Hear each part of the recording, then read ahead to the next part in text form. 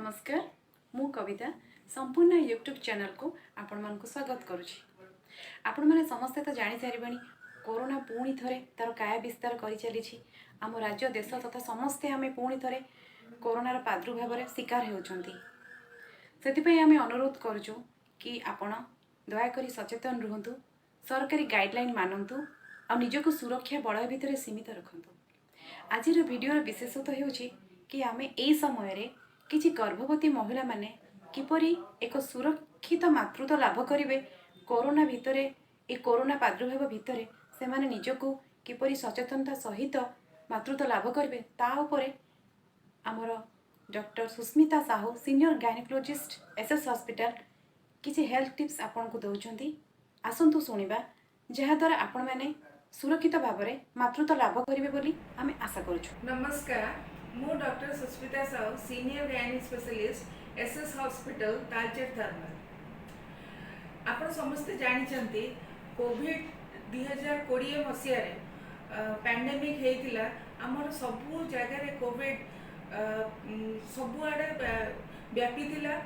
2020 September रे ता incidence Covid रो incidence आस्ते आस्ते कमी थिला, किंतु एबे द्वितीय पर्याय कोविड रो संख्या बढ़ी चलची आ सेकेंड वेव आरंभ होईची। मु एई बाबद रे कोविड इन प्रेगनेंसी किछि कहिबा को चाहची, किंतु जेहेतु कोविड इन प्रेगनेंसी बेसी गवेषणा हेइनी, तेबे भी मु किछि आम गर्भवती महिला पाई किछि कोविड विषय कहया को चाहची। गर्भ गोटे इम्यूनो कॉम्प्रोमाइज स्टेट, ता माने सबु गर्भवती महिला इम्यूनोलॉजी इम्यूनिटी टिके परिमाण रे कम थाए, जे ताकि जेकोसी इन्फेक्शन तांको सीवियर मात्रा रे व्यापी थाए आ ता सीवियरिटी अधिका थाए। 2020 कोविड-19 पैंडेमिक रे हमको किछिटा प्रिकॉशन नेबा को पड़े। फर्स्ट ऑफ ऑल प्रिकॉशन माने सतर्कता प्रेगनेंसी गर्भवती महिला पे कौन प्रिकॉशन नेबा कथा। फर्स्ट प्रिकॉशन ड्यूरिंग प्रेगनेंसी, एक तो फर्स्ट प्रिकॉशन होची सोशल डिस्टेंसिंग, माने 6 फीट दूरता रे गर्भवती महिला निजको अन्य ठू दूर रे रखिया उचित। बाहर को जेते दूर संभव बाहर को बाहरिया कथा नुहे। मास्क पिंदी पब्लिक प्लेस रे जिबा कथा। मासकु मास जो ट्रीटमेंट होचंदे एंटीनेटल चेकअप पई जेते दूर संभव दूर जगारू आसी एंटीनेटल चेकअप अवॉइड करिया कथा। टेली कंसल्टेशन डाक्तरंकर टेली कंसल्टेशन ऊपर निर्भर बेसी करिया कथा, किंतु जोटा इमरजेंसी कंडीशन से पाख डाक्तरखाना जाई डाक्तर परामर्श नेबा दरकार। एटा रहिला प्रिकॉशन ड्यूरिंग प्रेगनेंसी। सेकेंड होची जदि इवन इफ प्रिकॉशन नेला परे जदि गर्भवती महिला कोविड पॉजिटिव हैला तापरे कोन प्रिकॉशन नेबो। Precaution during delivery and during जदि प्रेगनेंसी टाइम रे एंटीनेटल चेकअप टाइम रे जदि तार पॉजिटिव हैला कोविड पॉजिटिव मदर रो कोन प्रिकॉशन नेबा कथा। First of all mask N95 Covid positive mother N95 mask व्यवहार करिया दरकार। जहाँ सहित से कथा कहूची किंबा संस्पर्श रे आसुची सेतरे N95 मास्क पिंदी कथा करिया दरकार। से डाक्तर का परामर्श अनुसार ट्रीटमेंट हेबा दरकार। डाक्तर ताको विभक्त करिवे सिम्पटम्स अनुसार, माइल्ड सिम्पटम्स किंबा मॉडरेट और सीवियर सिम्पटम्स। माइल्ड सिम्पटम्स घरे थाई किना ट्रीटमेंट हेबे। माइल्ड सिम्पटम्स रे पेशेंट रो ज्वर, काश, फैटिक माने देह तो बहुत दुर्बलता लागिवो आ बहुत कमजोर लागिवो।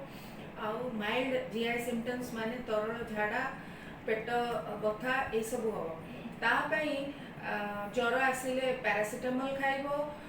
ठंडा काश हेले कफ सिरप किंबा सेट्रिजिन नबो। आउ देह हाथ बिंधा बिंधी हेले ता पई एनी पैरासिटामोल भी काम करियो प्लस एनी पेन किलर नहीं पारिबो।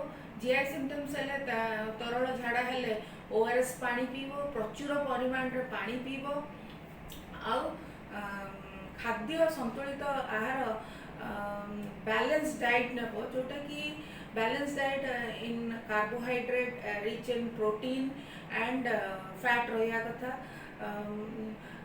जमती कि प्रेगनेंसी कंटिन्यू करियारे भी से गर्भवती महिलार किसी प्रॉब्लम न हेबा कथा।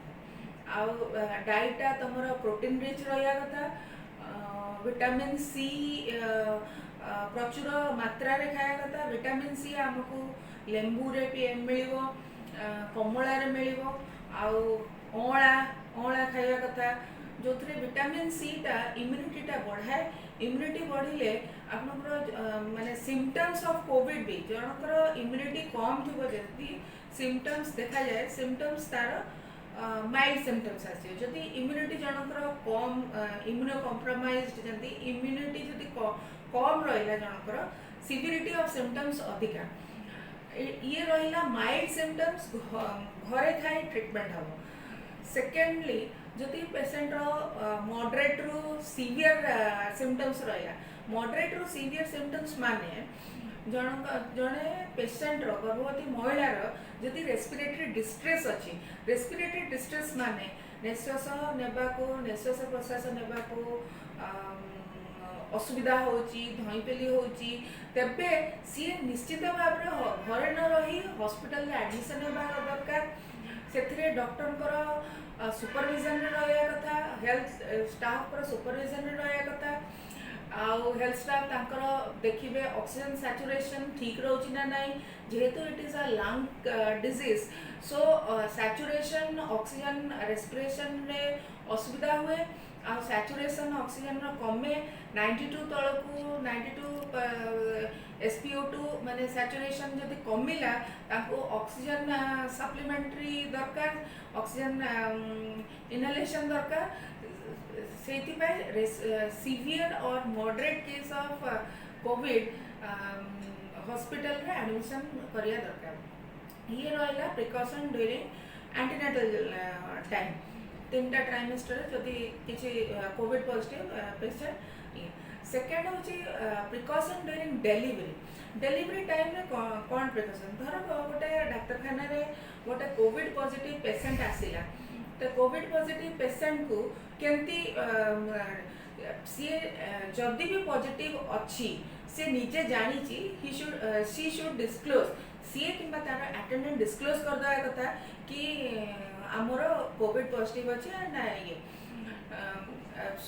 साधारणतः सबू डाक्तखाना रे कोविड टेस्ट करना ही एडमिशन कर पॉजिटिव अच्छी, जो जगार कोविड डेलीवरी होची, कोविड पॉजिटिव पेशेंट डेलीवरी होची, से जगह को जाइकिना डेलीवरी हेबा कथा।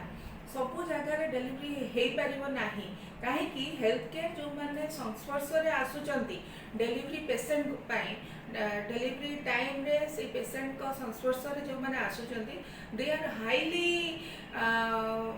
चांस अच्छी तांको बहुत किसी प्रिकॉशन नहीं कि ना कोविड पेशेंट पाखक जीवा पड़ो। N95 mask all health staff should wear it, and patient particularly जे कोविड पॉजिटिव थी सी N95 मास्क पिंधि से जगार सबु प्रकार सुविधा थी, जमती कि धर patient during second stage of labour जब से पुश कर बेबी को सेकेंड स्टेज रे फुल डायलेट होना पुश कर बेबी को डिलीवरी करला से धर ऑक्सीजन सैचुरेशन कमिला, ऑक्सीजन सप्लीमेंट दे हम, वेंटिलेटर थिबा कथा, जोटा कि आमर अनुगुल डिस्ट्रिक्ट डिस्ट्रिक्ट हेडक्वार्टर रे available, where anaesthetist are available, जोटी कि जदि in case of emergency during if needed caesarean C sections करी होची, एंड जोटी इंटुबेशन करिकिना इफ रेस्पिरेटरी डिस्ट्रेस होइकिना धर सैचुरेशन 90 तलकू खसिला 60-70 है, देन आर्टिफिशियल रेस्पिरेशन भी दे होची, से जगार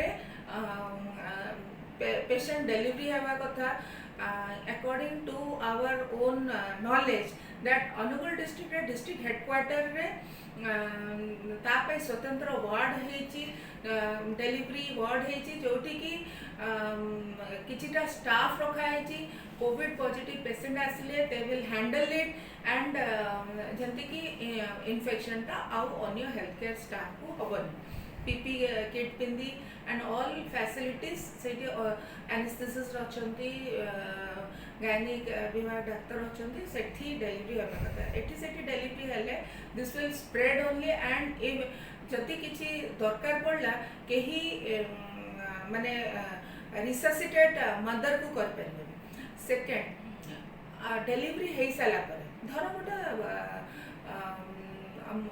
गर्भवती महिला डिलीवरी हे साला पर सेकेंड क्वेश्चन आछि ता बेबीटा ब्रेस्ट फीडिंग करिबो ना नै there are two different school of thoughts first होजी she can give breast feeding केंती करिबो ना फर्स्ट N95 मास्क पिंदिबो सेकेंड हाथटा भलो भाव रे साबुन रे धोइबो तापरे बेबी को घोड़े किना ताको ब्रेस्ट फीडिंग करिबो ब्रेस्ट फीडिंग कर साला परे she should give the baby to the अलगा रूम रे से बेबी रहिबो से सेकेंड स्कूल ऑफ थॉट माने एटा डायरेक्ट से ब्रेस्ट फीडिंग कला with taking all the precautions like wearing N95 mask and washing your hands second school of thought होची से ब्रेस्ट फीडिंग करिबो नाही सी गोटे कोविड नेगेटिव पर्सन को तार एक्सप्रेस्ड मिल्क दब कटोरी गिनारे सी नहीं कि ना ता बेबी को फीडिंग करिबो जब इन्फेक्शन टा 15 दिन की 20 दिन की 28 दिन परे कमिला तापरे सी can breast feed Etah different school of thought ये अच्छी एति कही कि ना मु चाहूँगी समस्ते सतर्कता अवलंबन करंतु एबे कोविड जेहेतु सब आड़े बढ़ी चली आपण मानकु मोर अनुरोध जे सोशल डिस्टेंसिंग मेंटेन करंतु मास्क व्यवहार करंतु बाहर को जेते दूर आवश्यक नाही जेते दूर अवॉइड करंतु आउ बारंबार हाथ धुवंतु बाहर को गले मास्क पिंधिबा निहाती जरूरी यह कही मु समस्त को अनुरोध करछि घरे रुहंतु सुरक्षित रुहंतु नमस्कार धन्यवाद।